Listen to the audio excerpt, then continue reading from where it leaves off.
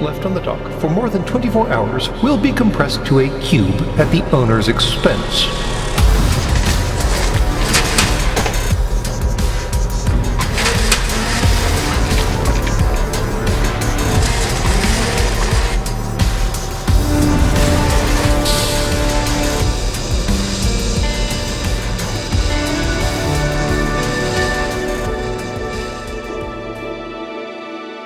Welcome to Sacred Cow Shipyards. Hey, engineer, you know this massively successful thing that we used once upon a time? Oh yeah, totally. Everyone knows that thing. I mean, it was one of the most successful things we ever made. I mean, how would you know? Good, because we need to make more of them. Oh, yeah, cool. Let me pull up the plans. We still got them on record, so we can get started already. It's no big deal. And they need to cost about 1/10 of what they did the first time around. What? Did you say 1/10? Yeah, and they need to be exo-atmospheric capable, and we need to be able to license them and sell them to other people, and so we need to make a lot of them right now. Sorry, I'm so... 1/10? They have to cost 1/10. And you want all that in the same ship? Precisely. I'm so glad you understand. Get right to work. But 1/10? What? Yeah, I'm pretty sure that's actually how the conversation for the design of these things actually went. Anyways, moving on! Okay.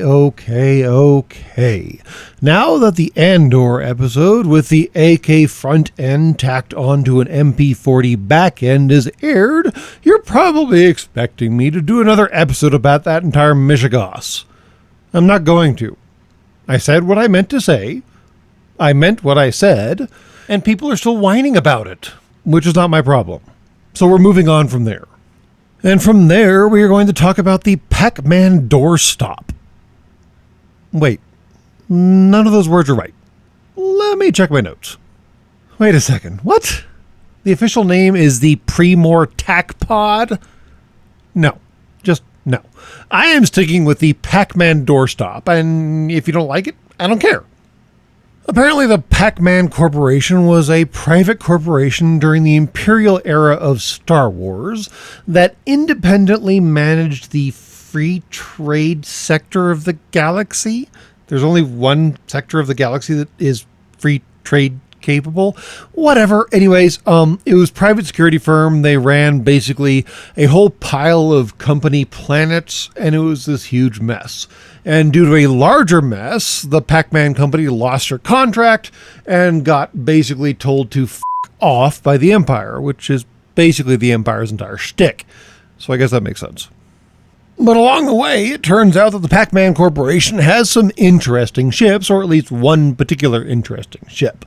Now, it's worth noting that this particular interesting ship is carried into its particular situation by a much larger ship that we know almost nothing about, and is terribly uninteresting. It looks basically like a tombstone, only in like the worst possible way. It's like the most unimaginative ship possible, except for the way that all the little parasite ships attach onto it.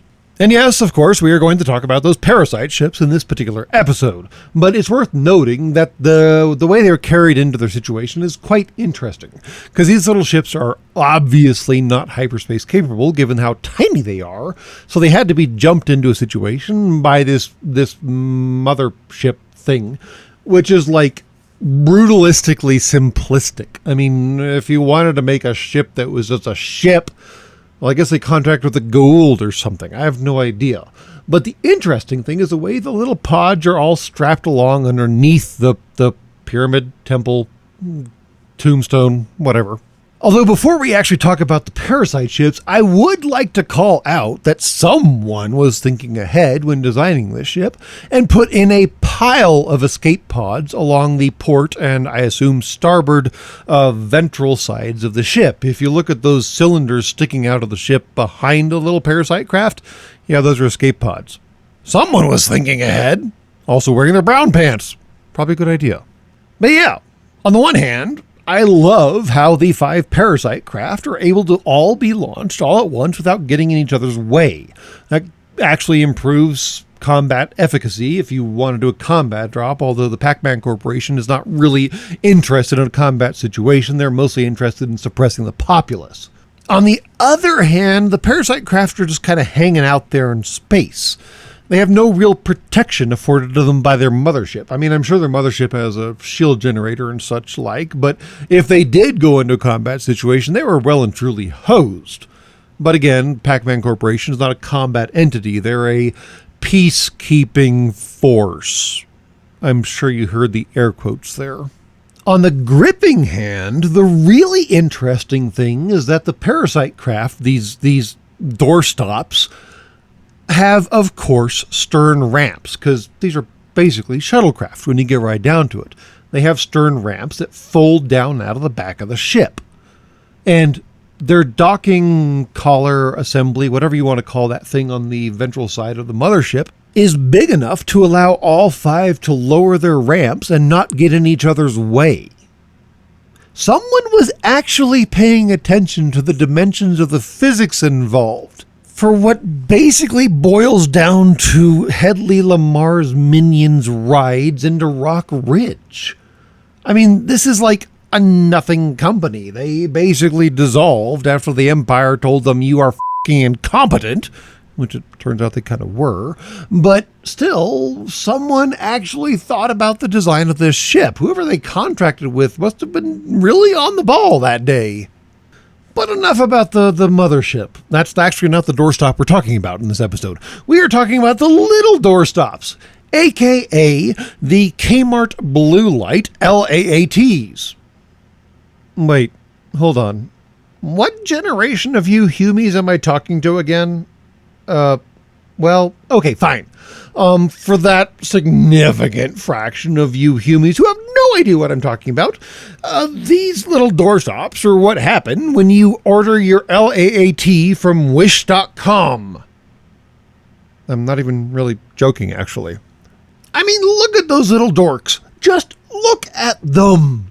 They are specifically designed to herald back to the original design from the Clone Wars that carried all the clone troopers into combat and were just spraying laser blasts and laser beams and blasters and missiles and crap all over the place.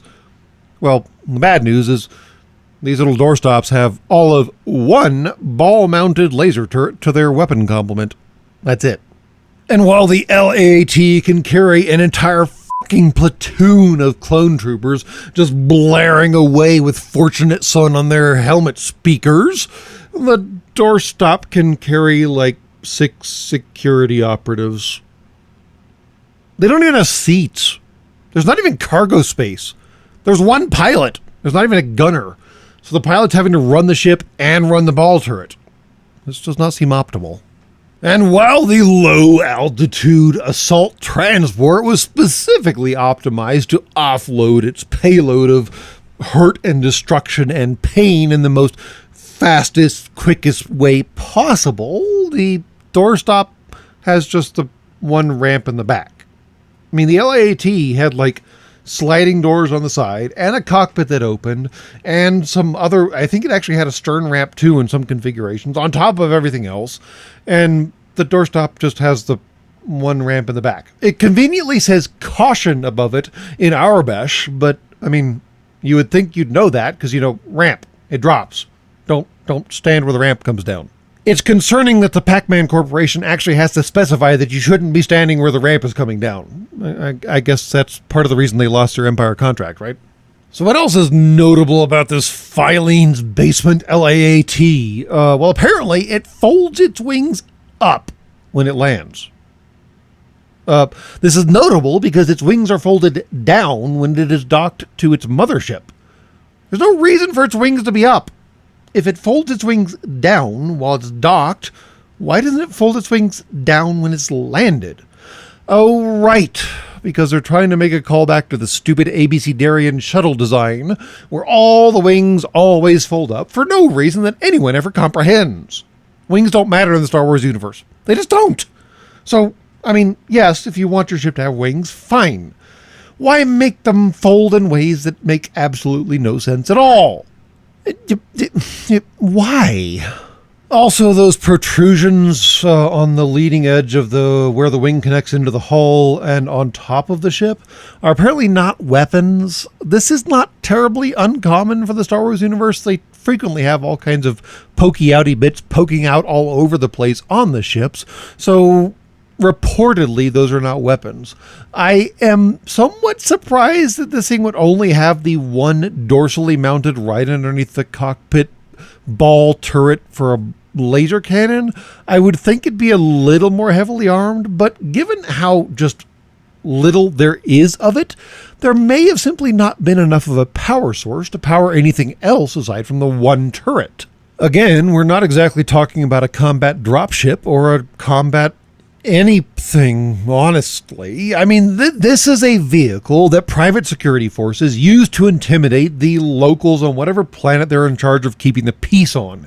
It's not supposed to be a warfighter. It's just supposed to show the flag, demonstrate that it can actually kill people if it needs to, and hopefully they won't actually have to do that. Because as the Pac-Man security forces realized, it's all good and well to be a security force in a cowed population. Once that population decides not to be cowed anymore, things get kind of interesting, but that's a different conversation. And finally, can we take a moment to talk about the interface they use to control this particular little doorstop? First off, I love the tactile switches, the toggle switches, the rocker switches, even the control sticks, although there's too many of them and it's not really clear what they do, but that's actually the problem for the entire interface. I still love the switches, but why are they all unlabeled? What do they do? What do those switches do? Does anyone know? If that one starts blinking, does anyone know what the problem is? Does anyone care? Is there any actual indication of what the problem could be? I mean, there are clearly some green switches and there's some red switches. Is green good and red bad? Does it matter? Do we know what the colors mean?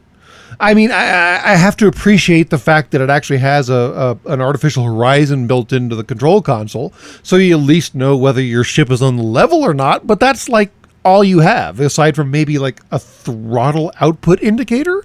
Not really clear what that one is. So lots and lots of points for tactile switches, because tactile switches are awesome. I mean, toggle switches, you can just sit there and toggle them all day. I mean, it's fun, right? But oh my God, minus so many points for just like no labels.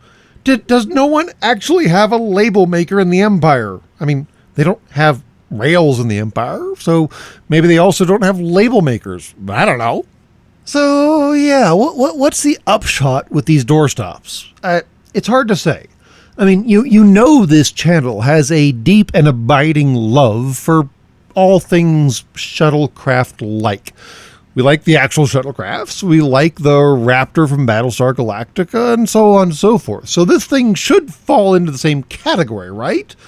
But it's inadequate. They had all the right ideas and they had all the right pieces.